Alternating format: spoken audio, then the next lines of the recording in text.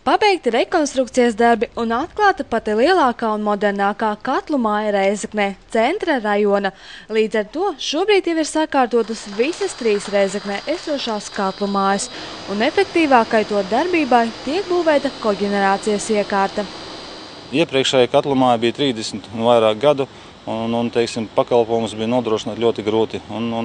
Bija tādas situācijas, kad pat bija avārijas situācijas. Šobrīd visas iekārtas ir pilnīgi nomainītas, visas ir uzstādītas modernas iekārtas, un mūsdienu tehnoloģijas atļauj to, ka tagad visas 3 katlu mājas Rēzeknē, Vipingā, Ziemeļos un centra rajonā strādās automātiskā režīmā un bez cilvēku klātbūtnes.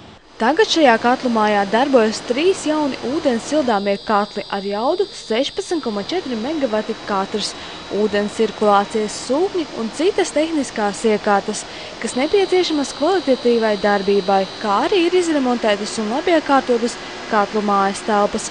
Pateicoties jaunu katlu uzstādīšanai, samazināsies dabas gāzes un arī elektroenerģijas patēriņš. Vai pilsētnieki var cerēt, ka šogad par patērēto siltumenerģiju maksās mazāk nekā aizvadītajā gadā?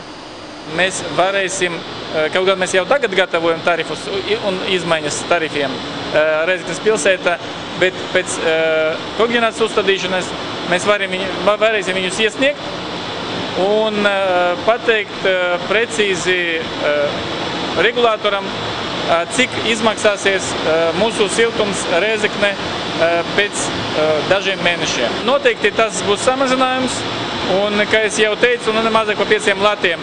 Projekta kopējais apjoms ir 1,5 miljona latu. Tā realizēšanai Rēzeknes siltumtīkli ņēma kredītu 1,3 miljonu latu apmērā. Pārējais finansējums ir pašu līdzekļi.